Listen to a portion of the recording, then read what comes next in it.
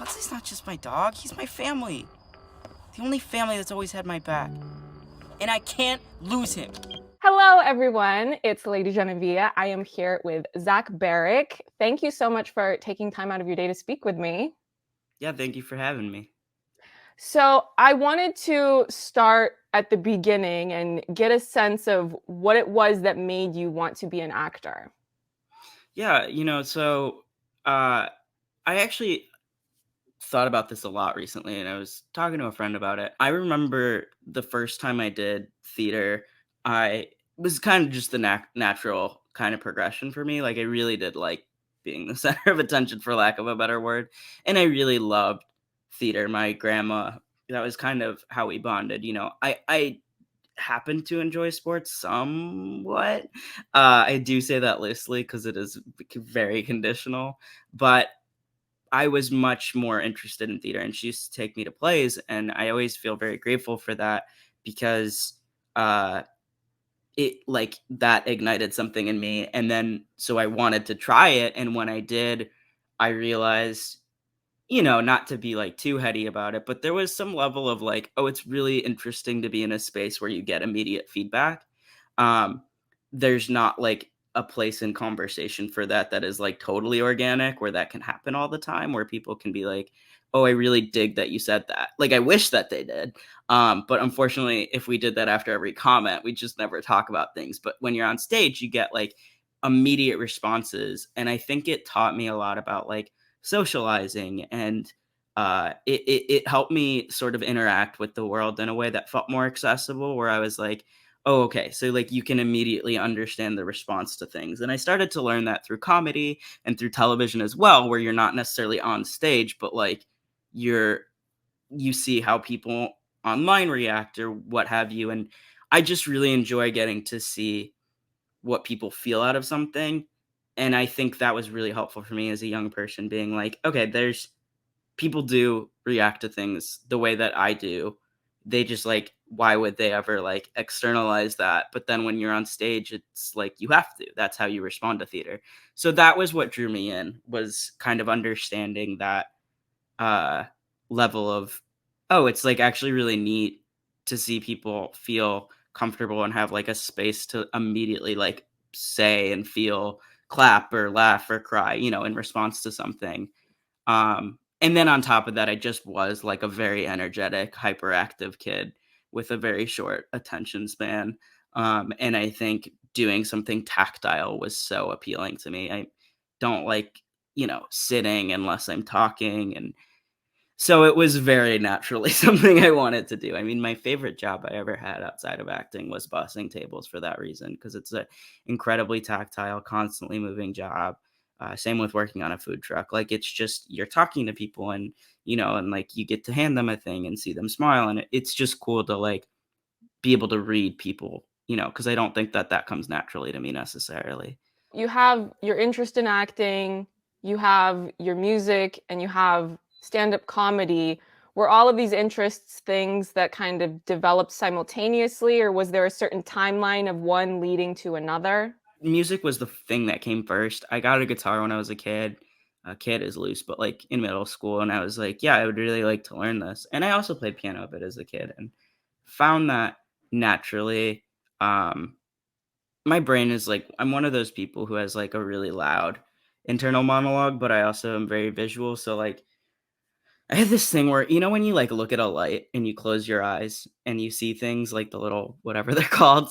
Uh What I just used to do, I used to get that with, like, songs too, but I also get it with images, so I often, like, would get these ideas for, like, monsters, or, like, and, the same thing happened where, like, I'd hear a little piece of melody and my brain would do the rest, and I don't have perfect pitch, I'm not, like, by any means a prodigy or, like, a brilliant young musician, but my brain very naturally, like, links together sounds. That is, like, the one thing that I kinda do on my own.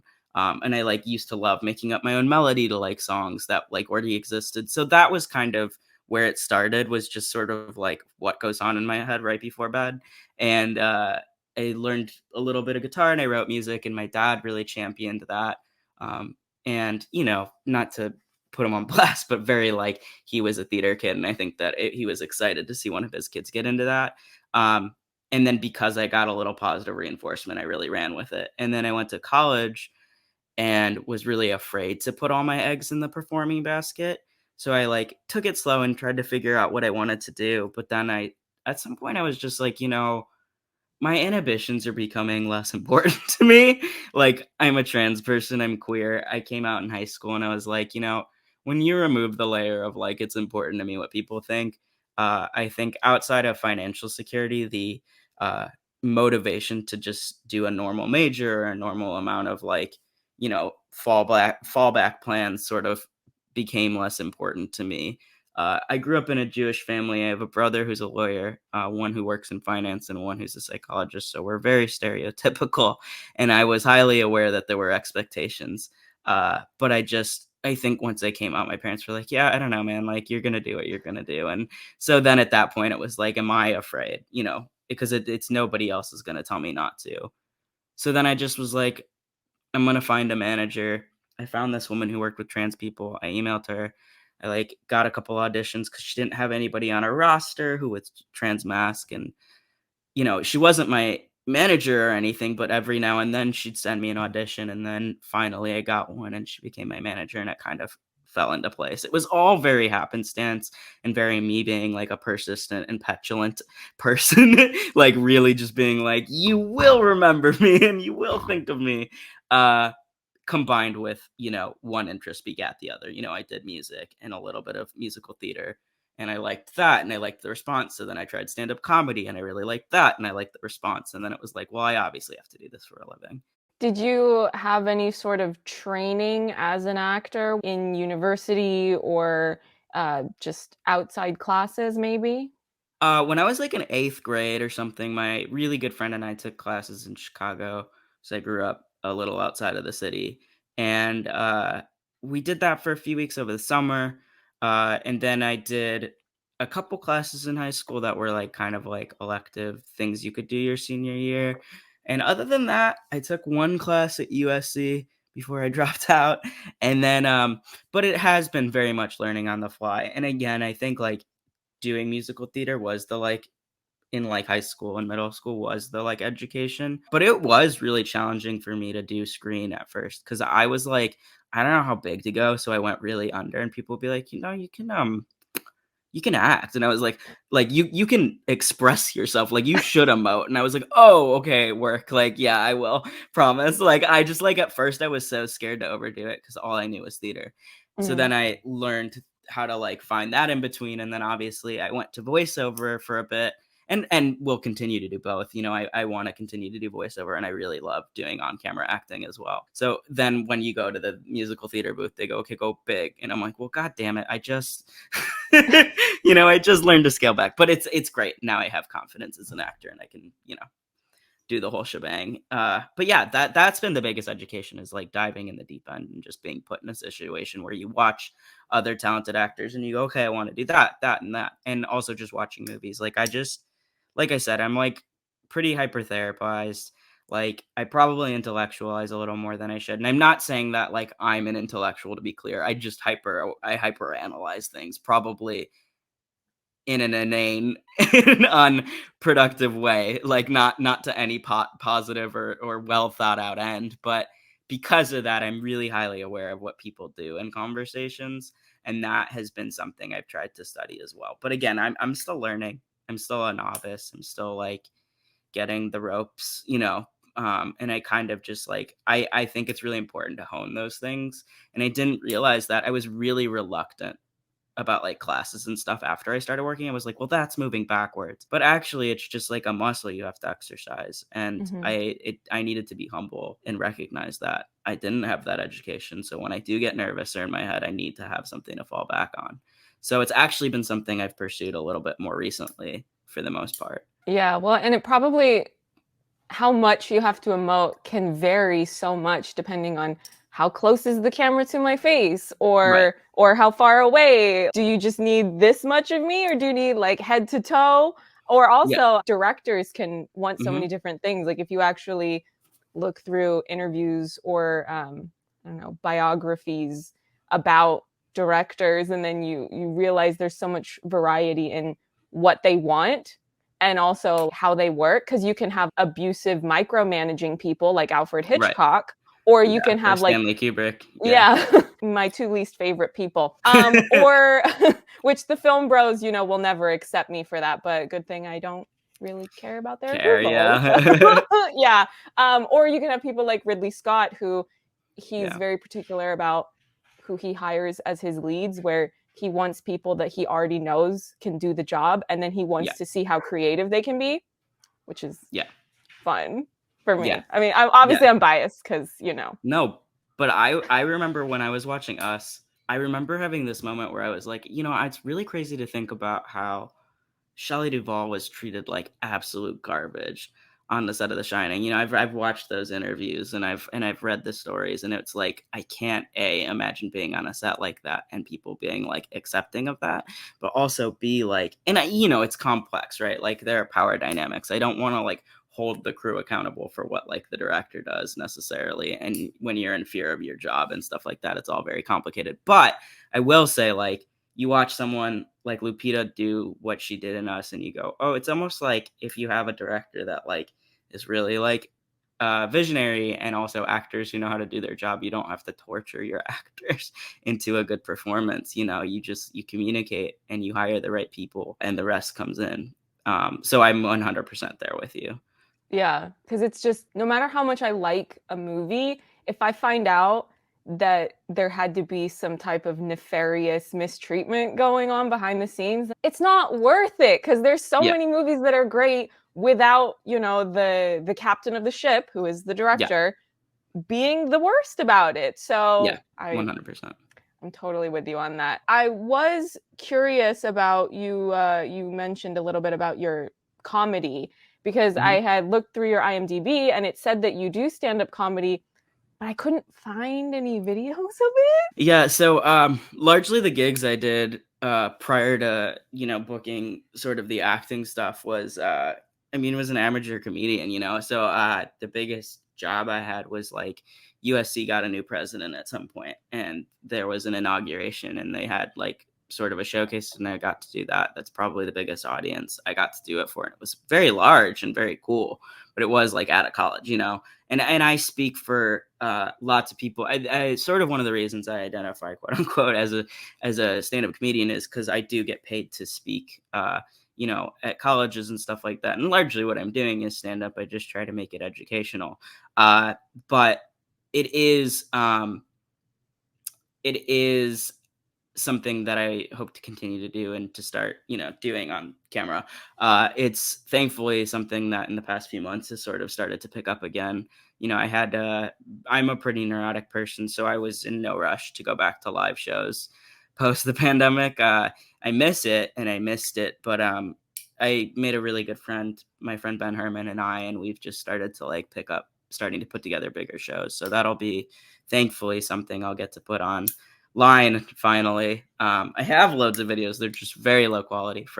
We had a standing show at the West Side in Santa Monica, and we had a standing show at a few other places, and I got to do the improv. Like, it was really fun, and I got to perform all these really cool places. But I was, like I said, I was an amateur at the time, so it's interesting because that's the most imposter syndrome I have, is when I look at my bio and it's like stand-up comedian, and I'm like, well, I don't have a Netflix special. This is just like a thing I do, but it is really important to me, and such a like cool, uncomplicated way to do. I believe my dog is trying to get in my room. Um, No Sorry. judgment. I've got a cat, so Hi, Levi. Yes, hello. Um, Hi. It's my dog hello. Levi. I He's love that. named after an anime. But anyway, yes, thank you. Yeah, but all to say, like, it is such a fun thing I get to do, and I love it, and it does feel a little bit like being a big kid. That where you're like, everybody listen to me talk, listen to me be stupid on stage, but it's definitely something that I love doing. And like I said, oh, what I was gonna say before my dog interrupted my line of thinking was it's a really cool medium for having conversations, right? Like, I have found it to be really easy to educate people and stand up, and not in a heavy-handed way. That, like, one of the things that makes me the most angry about watching comedians do this like low-hanging, stupid, like hateful whatever, is that like it doesn't require transgression. Like to me, the biggest crime you could commit as a comedian is being like lazy, right? Like, and it is lazy to make fun of people who've been made fun of forever. Like, what's brave and interesting is taking pot shots at like your like streaming service or like who employs you. And I think that you know what I mean? Like that's risky. What's risky is punching up. Like you can't punch down at people who have absolutely no impact on your livelihood and say it's transgressive or subversive or interesting. Like that is my opinion, obviously. But like, and I don't think I'm being very like subtle about who I'm talking about. But like to me, like it's not just like I'm not sitting here being like, oh, like I'm a crybaby and like I was offended. I'm sitting here and going like, do your job better. Like yes, it offends me and yes, it's harmful. And I see it all the time because I have friends that are afraid of dying for being trans. So yeah, it does upset me and I'm not afraid or like embarrassed or and I don't feel hypersensitive acknowledging that. That being said, I am like annoyed that you also can't do better when you're getting paid millions of dollars to say something interesting. Don't just say a thing people have been saying forever. Like say something like that requires an ounce of courage. And you can say like, oh, quote unquote, I could be canceled. That's the thing I'm like, you know, being transgressive against. And it's like, yeah, but you're still getting paid. You are still getting paid. There is still a viewing audience for that. So actually that is not that doesn't require bravery. You know what I mean? I don't know. I'm have a lot of feelings about Yeah, it. no, I get it. I mean, I think it's interesting when you take a comedian like George Carlin, whom Mhm. there's a certain type of audience demographic that likes to revere George Carlin for his list of offensive words or words that you can't say Right. on TV or whatever it is, and they think that that one bit is representative of his entire ideology as a comedian and as a person. But Yeah. actually, if you start looking into George Carlin's comedy, he was incredibly anti-cop, he was incredibly Yeah. anti-government, you know, Yeah. like he hated politicians. I mean, yeah, there's just some very, very heated, aggressive opinions he put into his Yeah. comedy that I absolutely agree with. Yeah. I'm not going to say them outright because I think YouTube will yeet my channel if I do. But Yeah. like I do agree with them. So Yeah. it's interesting how like people really try to use comedy as a way of justifying their hateful beliefs, and it's like it's Right. not comedy, you're just a bigot. Yeah. And Like that like own I that.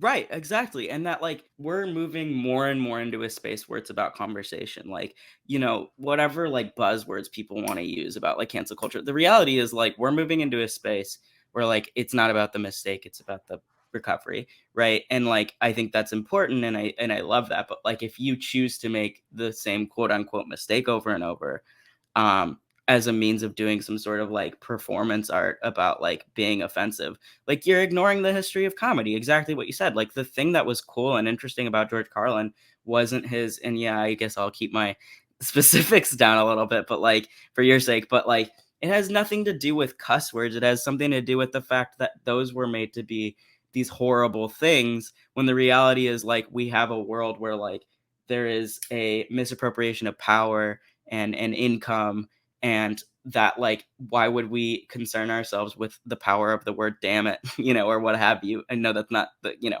but Yeah. like, you know, why is that more of a harmful word than like fascism? You know what I mean? Like that those are the terms that are actually like causing something in the world, and that we choose to police things that are stupid and inane in the name of whatever like colonial like set of ethics like rule the particular area we live in, you know.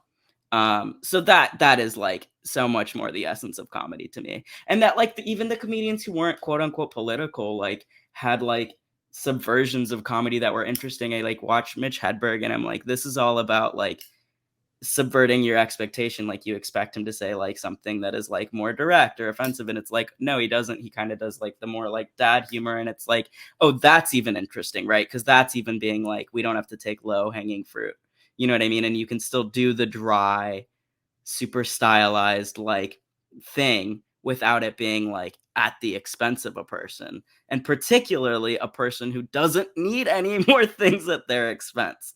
So I don't know. I'm just like, it just, again, it does feel lazy, and that's sort of my strong comedy opinion is like, do earn your keep. Like if you're gonna make this like amount of money that is on doesn't make any sense, then like you might as well say something new.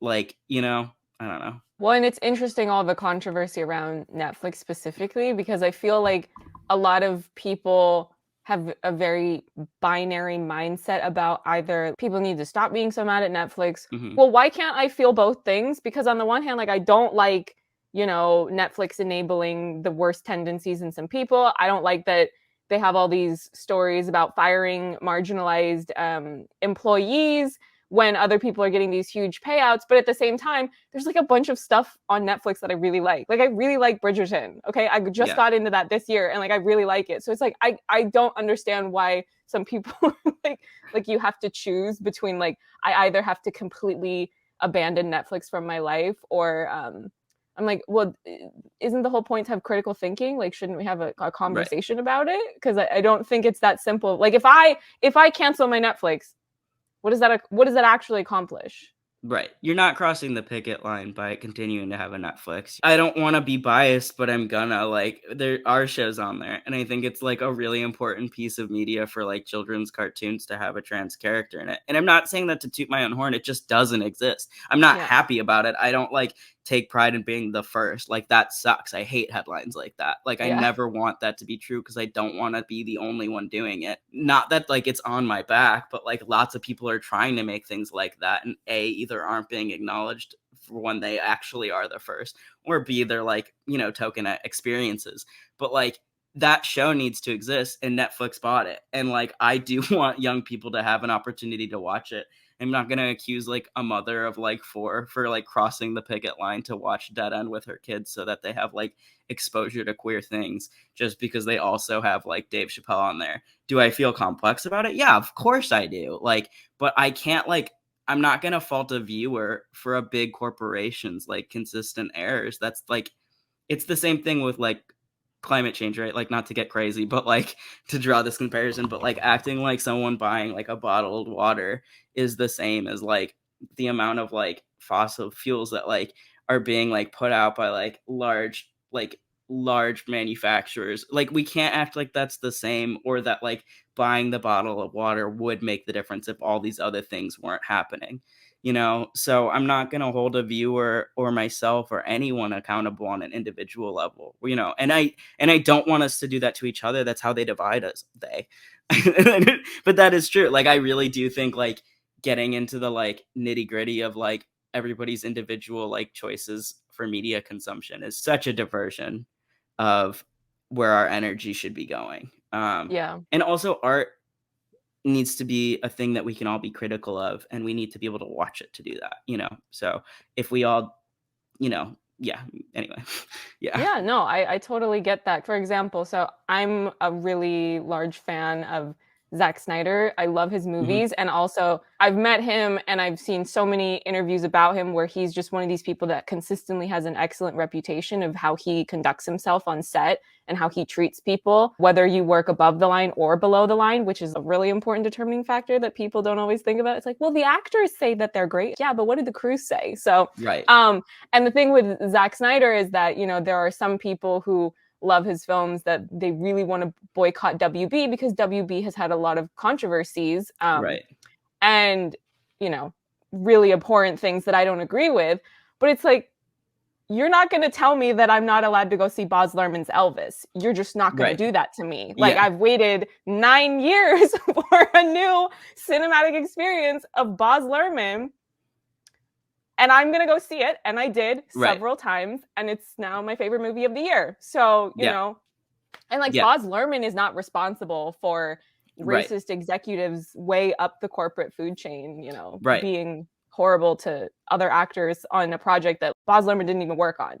Right. So Exactly. No, exactly. In like the circumstances when people are able to say things, should they? Hell yeah, especially directors. But I don't like making a movie. Also, like, who was gonna predict that the Warner Brothers was gonna have the exact controversy it's having right now. Like, there's just you're putting too much, especially as a person that now has some understanding of the workings of the industry, and by no means a large one. I don't work in, I'm not quite where I at some point would love to work in producing and stuff like that. I'm not, I haven't dipped in there quite yet, and I'm still learning like the ropes of all the stuff that isn't acting very much on a basic level. But from what I know, like sometimes you know a lot less than you think. I was the lead in, Dead End, and I didn't know anything about when it was coming out, or like I didn't get to watch. Like you have so much like less information than anybody thinks on so many levels. Like our showrunner had like a lot less information than you think. Like we are like I'm not, not to shatter the illusion. Like I love to make people believe I'm very powerful and like whatever. We are just like peons for someone else on some level, even the people you think are really powerful. So it's all complex, and like should we use our voices? Yeah, loudly. But like we can't hold every single person who participates in a project to account for something that someone with a ungodly amount of money who's running the entire company is, in charge of or should be accountable for. It was interesting a while back, and some of the answers that you've been giving, you mentioned how you hate those first trans headlines, related to you and your projects. Because when I was trying to do some research to prepare for this interview, I saw a couple of things, either in video or in print, and it was kind of this evolution of because you were in a Spider-Man film, you Hmm. were in Far From Home. I was like, Hmm. let me not say the completely incorrect title because these titles are way too similar to each other. Yeah. Yeah. Yeah, so you were in Far From Home. And so there were red carpet interviews of you, and it was this really celebratory thing of like, oh, I don't remember exactly what the label was, like the first Right. trans character, the first open trans actor. I don't remember what it Yeah. was. It was some type of first trans variation. And then you fast forward a little bit, and I saw in some print interviews that you had kind of undergone this metamorphosis of sort of resenting how much of a circus was when, and I don't say this with any sort of malice to you, Yeah. your part wasn't very large, Right. so Yeah. the fact that it was being touted as this giant milestone, and it's like, I mean, would you have even known that that character was trans if you didn't turn it into a spectacle? Like, Right. it's Right. what is it really doing to further the careers of trans artists, you know? Yeah. So I just thought that was really interesting, and I found your honesty refreshing because that was an opinion you very easily could have kept in your head and not put into print on the Yeah. record. It is one of those things I have complex feelings about. And what I've tried to always be clear on is like, it is a complex thing to navigate, right? Like, I have all the gratitude in the world for being part of that project. I absolutely think it's normal for an actor's first job to be a few lines in a movie. That is like so normal. In fact, that's a huge break, right? Like, by any other standard, that would be massive. And it is. It is. And for me, that was never the thing that made me feel insane, was having like a little part or just a few lines. The part that made me feel insane was that because the failure on a larger basis of us not having characters that represent us, when you do have a trans actor in that role, of course it has to be this media circus. And and then like that I have to like find a way to like scrounge up like a story about how important it was for me to say two lines. And it was so important, and it was so big. And the messages I got about it ultimately did make it feel worth it. But there is a part of you that's like, yeah, but what if y'all like made bigger parts for trans people? And that like, you know, like, does it necessarily have to be a trans character? That whole question had to come up, and then I had to be like, well, if we didn't default to thinking every character was cis, then we wouldn't need to outright say things like that. There's so many nuances there. Like, he is like the character I played just is like a guy in the school, and like the assumption that he's cis is like not anybody's fault, right? Like it's just how we think of things, unfortunately. So then when a trans actor is doing it, you're like, this means something, and it's huge.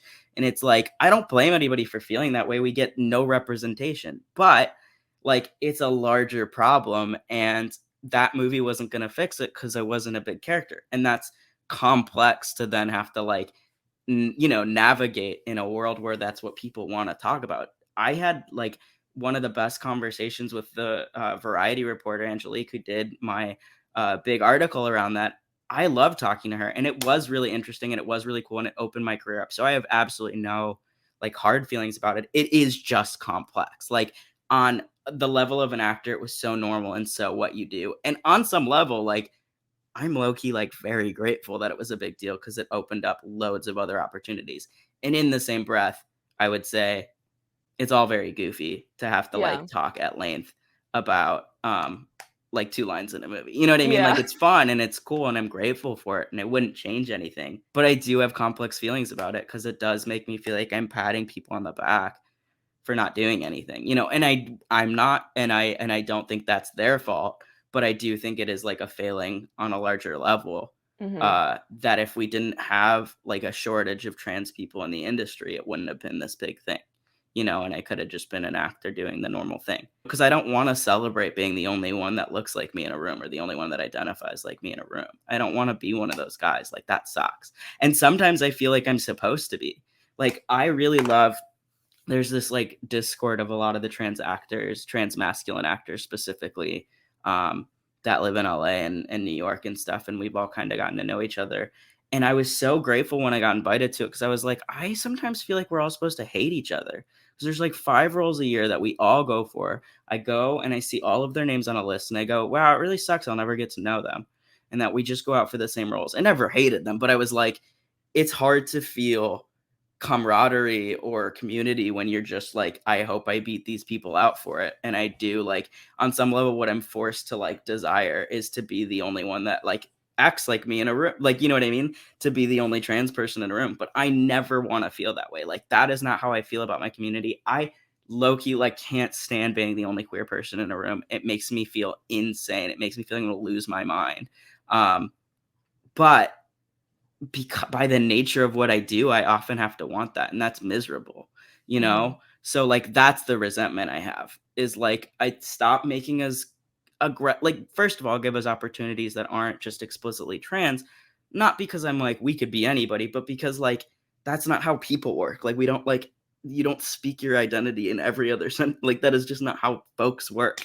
Um, and like, hire more of us, you know, and write more and like hire writers that can write more pieces like that, you know, because the other side of it is that when people do try to write it, sometimes oh god, I'm gonna sound like such a brat, but like sometimes it is just like hey, like my hormones aren't working out. And then the main character of the show is like, wow, I've never thought about it that way. And then you're never on the show again.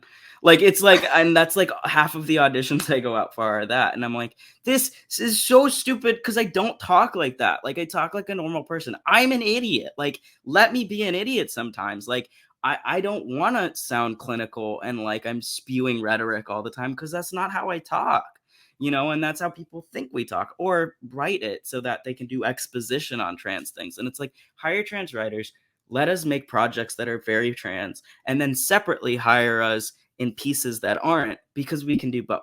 Right. Like that's the beauty. That is actually the bang for your buck you're getting with trans people. Right. Like, is that we have very nuanced experiences that look all different kinds of ways. So stop defaulting to like a person who's in your show is automatically cis, put us in things, and separately make some trans stories written by trans people. But I don't want some mess where I'm gonna be the, you know, sad sack of the episode and just never come back again. Like that's miserable. Yeah. And I like myself too much to do that anymore.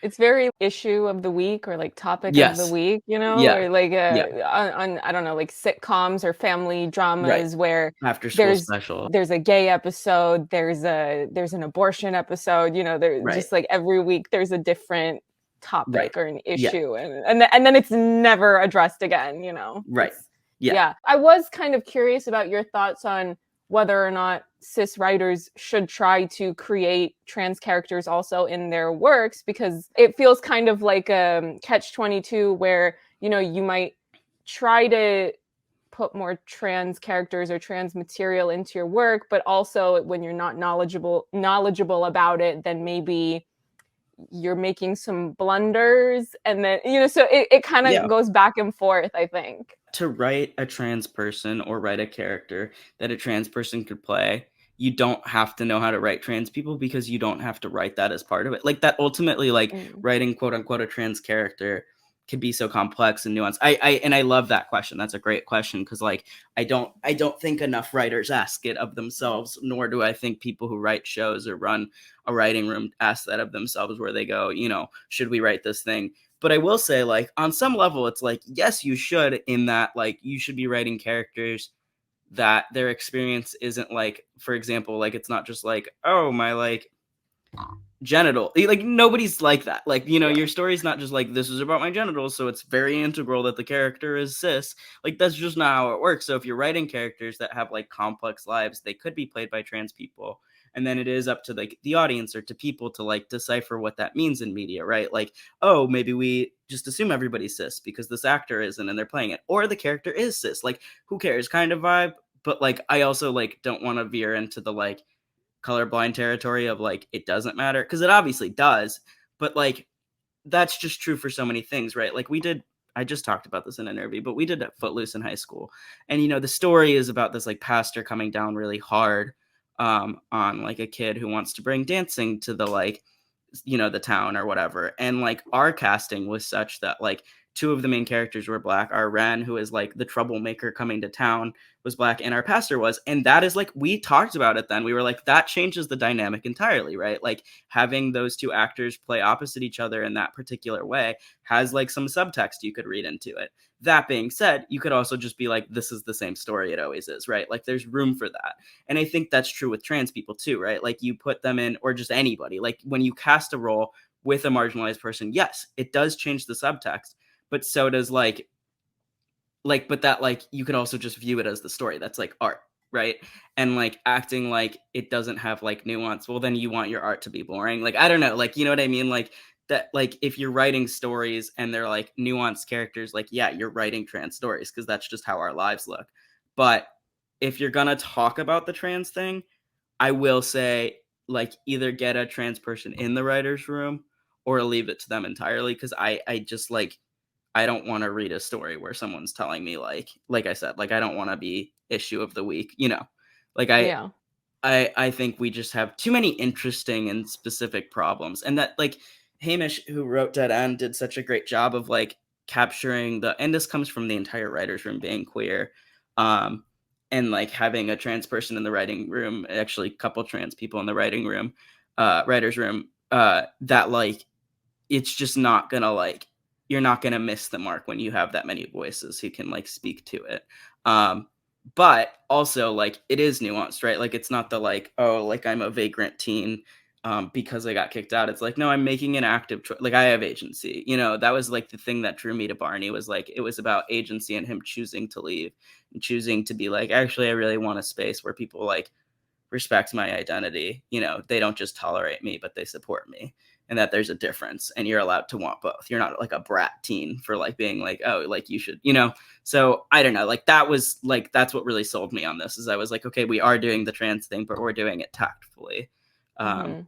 so yeah, that's like what I want out of media. Yeah. No, that's an interesting insight to have, and I'm glad that all of this happened randomly where I ended up being able to, interview you because there's a story that I really want to turn into an adapted screenplay. And like cuz I love 10 Things I Hate About You. I love She's the Man. So like I'm Yes, very aware of certain types of adaptations. I know a lot of people really love Clueless, but the whole like borderline incesty thing really like I don't I dislike the get it. movie, but it does like I'm never gonna put it on the same level as those other two. Like I'm just No, not. and It's not for for me. what the Shakespeare like teen drama adaptation is a lost art. That was my favorite thing in the world. I was so happy. Did you get a chance to watch Fire Island by any chance? No, I've seen people's videos about it, but I haven't Yeah. like sat down and watched the full thing. But that was Pride and Prejudice, right? Yeah, I was gonna say it's like the first literary adaptation rom-com I've seen in a while.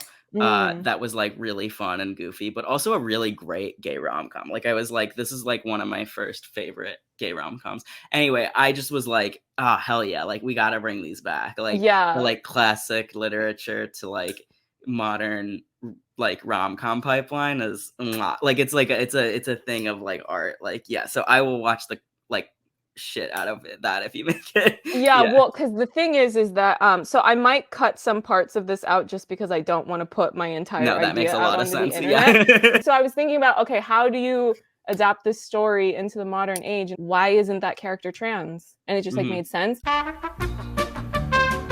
So I would be curious to know a little bit more about your experience of shooting the Spider-Man film Yeah. and, like, being able to, like, were you able to hang out when you're filming? Because it's like, I would imagine people like Tom Holland are super busy, just constantly filming stuff, whereas, I don't know, maybe you have more free time to go sightseeing. Like, I don't know if you're able to socialize when you're filming a movie like that? Yeah, 100%. Yeah, fortunately, while we were shooting, like, we all got pretty close. I did not feel like an extra or whatever. I would have been constituted a featured extra or whatever. Like, I was very, very close with everybody, in the main cast. We used to hang out all the time. Like, I've stayed very close to Tony and Jacob, and a few other people, in the main cast, like, who are staples of it. Jacob plays Ned and Tony plays Flash, and they've been in all three of the movies, and they're some of my really close friends. So like a testament to the fact that there was no, like we had incredibly different sized roles and we still managed to like there was no kind of weird. And it was funny because I didn't know what to expect because I didn't know how big my role was gonna be. But like we just hung out all the time and like they showed me the ropes a little bit. Like I got lots of advice about like acting as well as like kind of like a rundown of how things work. Like I don't know, it was just really like come on. It was just really nice to have people who'd done it about a billion times sit there and go, "This is what you do. Always be on time." Stuff like that, like very basic lessons, but like stuff that I think isn't necessarily always intuitive. Maybe always be on time should be intuitive. It's not for me. uh, and that like there's just so many like little things I wouldn't have picked up if it hadn't been for them. And yeah, like it was obviously there were some people who were busier than others. Like there were times when we wanted to all hang out as a group and we had to sort of navigate the like different shooting schedules. Um, but like it was cool because like we all lived in this little town, or a lot of us lived in this little town outside of London called St. Albans, and we would just like go get dinner. And I'd be like, this is so weird. We're like in this weird little town that like none of us know anything about. Uh, we couldn't like tell you much about the town, but it was like this teeny tiny little town. And we would just like go to a restaurant. And it was funny because every now and then we'd have the bigger group with everybody in it. And you'd see like a kid be like, why is Spider-Man in St. Albans? Like, you know what I mean? Like it was like funny because like my perspective was I'm meeting all these people for the first time. And then there's just these kids being like, why, what? Because to them, they have an understanding of the geography of this like little town outside of London. Um, and I am like, this could be London. I don't know. Yeah. It's all everybody talks, Yeah. English here to me. Like it's all like, so it was kind of cool in that way to be filming somewhere so foreign to me because it was interesting to sort of see how like celebrity works there and sort of the geographical splits of everything. And then also it was really fascinating because I got this really unique experience of like sometimes we shot on location because we were in Europe and that was the purpose of us filming all this stuff there. And sometimes we'd shoot the same scene from a different angle or in a different way in front of a blue screen. And I was like, whoa, this is crazy. Like I didn't know how any of this worked. And I got to see practical effects and then CGI. And it was just neat. Like there were so many components. And I think I got such a unique experience of like what it is to work on a set. And everybody was so nice. Everybody was Yeah. so, so nice. We used to play games. There was one time when someone brought a game to all of our attention on our phones, and we would sit. It was called I Love Hue, and it's like you have to tell the difference between shades of a color. Like it's so like hue. I love hue, like HUE, I think is hue the right way. And you had to like put all the colors in the right order, and it was like so stupid, but I remember for like 3 days, we would all just like quietly be on our phones, like, and then be like, "Ah, got it." And it was so, it was such a specific thing, but like, I was like, like it just does feel a little bit like being at camp or being like in high school almost. Like, you know what I mean? Like, where you're just like, we're just hanging out. We're just like a bunch of like early 20 somethings like vibing, and like we happen to be doing this thing that's really cool. Like, and, Yeah. it was just like, that's why I never feel like ungrateful or anything. Cause like, it did just get to go gallivanting around Europe on someone else's dime, and like it was neat because I had people who were either my age or a little older who understood how to travel, and like would have be like, we're going to this restaurant, hop on, and I'd be like, okay. Like, I never really had to plan or think for myself, which is just because my brain is, I'll think myself into the ground Yeah. with absolutely no productive outcome. There's no Yeah. it's not like, oh, and I came up with a solution to my overthinking. It was like, and now I'm gonna go do the next thing because that's what I do. So it was cool. I will just, I've taken so many lessons from it and friendships, and I feel very, very lucky for that. Yeah, because I saw that on your Instagram, I guess you were hanging out with Jacob at Comic-Con. I was like, oh my God, I was at Comic-Con. We could have Oh crossed yeah, that's paths. so funny. Yeah. Yeah, because I saw Jacob at Comic-Con because well, I won't say where I was, but I had a press badge. So I was going Yeah. to and from press things.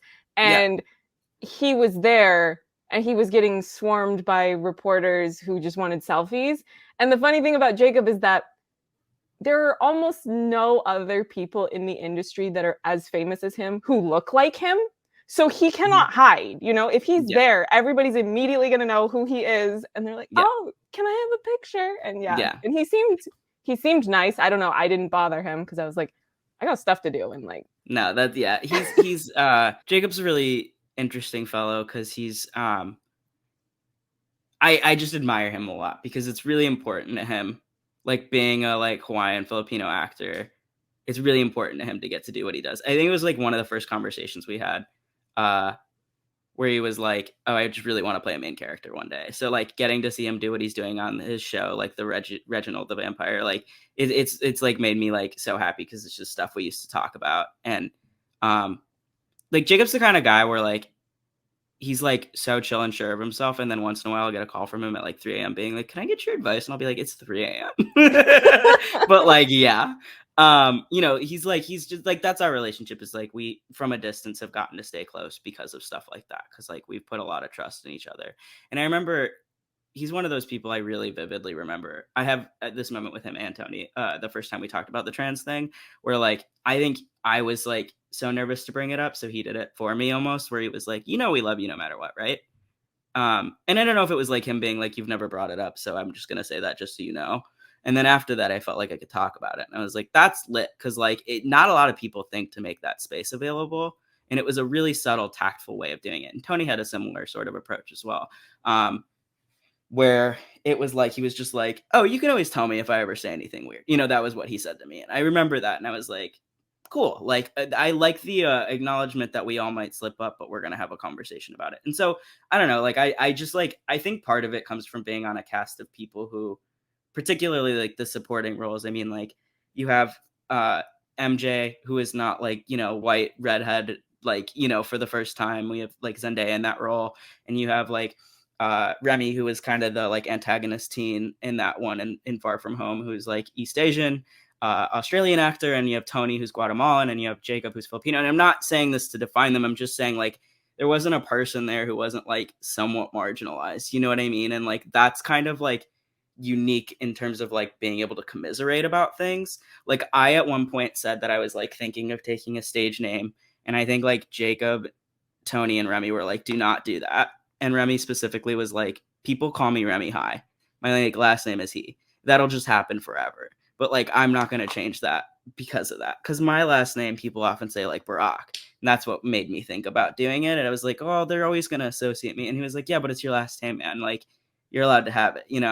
And that really meant something to me. And you don't get to have those conversations if you're in a group of people who don't share that, right? Like my whole life, I've had people saying my last name wrong because it's like a Hebrew Arabic name. We're Jewish. It's just that it happens to also be a word in Arabic, and so like I just like have never had people say Barak.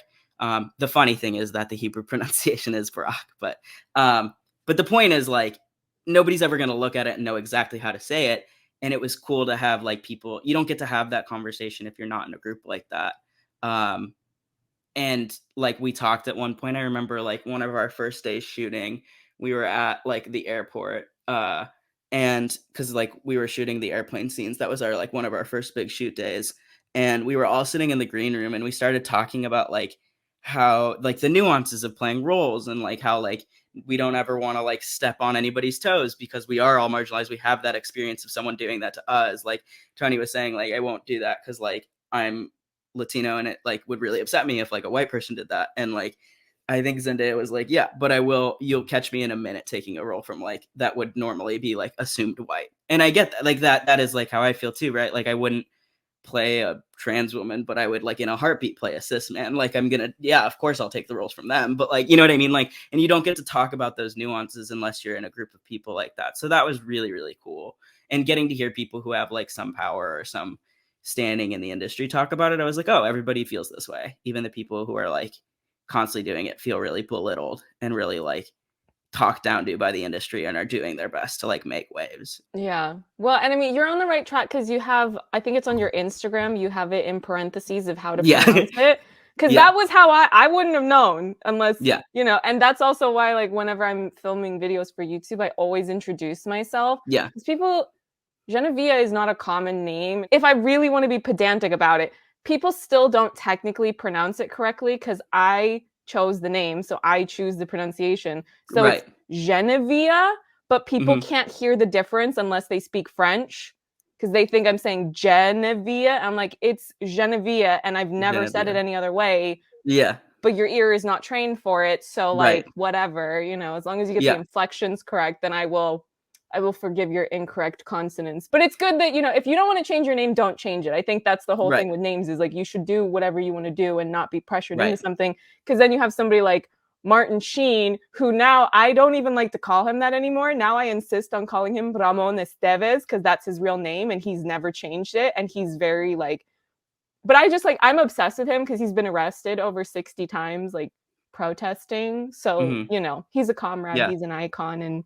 Yeah. And yeah, so that's his name. So Yeah. No, exactly. It is one of those, like, things that's really interesting, right? There's so many politics about it, and if someone's, like, really deliberate and says, like, "This is important to me," like, it matters to me to say it right? Like and I think about it, and I'm like, Zendaya is one of the most famous people in the world, and I hear people say her name wrong all the time, and I was like, if people say her name wrong, then just, like, maybe they'll never say mine right, and, like, that's just something I have to accept, but it doesn't mean I should change it for other people. If I was doing it for me, like how you're talking about it, then yeah, hell yeah. Like, but, like, if I'm doing it because of an expectation, like, that's so different, right? And especially because so this is the interesting thing about my last name. If I'm not mistaken, I think the pronunciation changed shortly after my grandpa's family got here via Ellis Island, and I think it was I don't know if it was meant to Americanize it, or if it just sort of happened. I don't know if it got changed in Europe or here. I really don't remember the exact story. But I will say, like, it's funny because the pronunciation originally, the Hebrew is closer to Barak.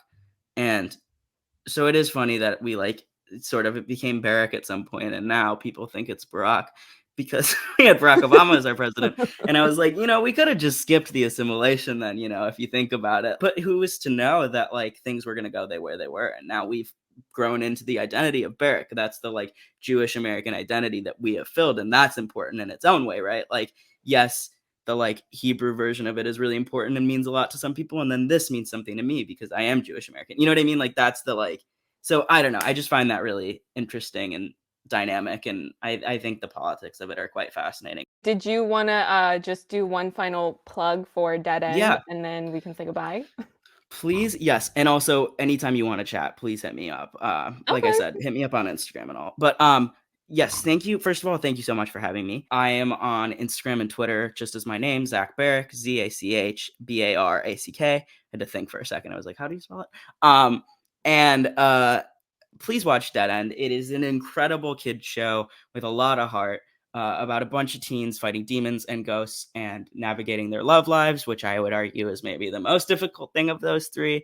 It is about um, being let down by your heroes. It is about being picked up by your heroes. It is about being your own hero. And it is about uh, you know, sort of the transgressive, like, queering demons because queer people have been demonized, like, I don't know, it's just a really interesting take, and for us to be for Hamish and the writers and the people who, like, took a chance on this to be brave enough to say, like, "We're gonna do this in a kid's show, we're not gonna talk down to these kids, and we're gonna, like, trust them with the nuances of understanding that, like, sometimes the people we think of villains aren't villains." Like, I find that so special, in addition to it being a show with trans characters and queer characters and, like, demon characters, the bravery of a demon character. No, but it and everybody gave the performance of a lifetime.